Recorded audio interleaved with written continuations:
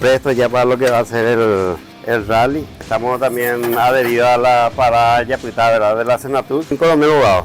Y van a tener de todo tipo, ¿eh? Pero de todo, especialmente el asado. Y por supuesto la chipa. Y por supuesto la chipa, sí. ¿Hace cuántos años ya están acá, Pipo? Y hace como 30 años que estamos casi. Es que ya tenemos ya, vamos a decir, un historial. Cambiaron tu nombre antiguo que puente por el de un soldado guerrero y valiente. Bogado es mi cuna, terruño grandioso, lugar distinguido del Chipa sabroso. También agradecerle a la gente de la Senatur por estar siempre con nosotros. Muchísimas gracias y les esperamos a todos para el Rally 2025.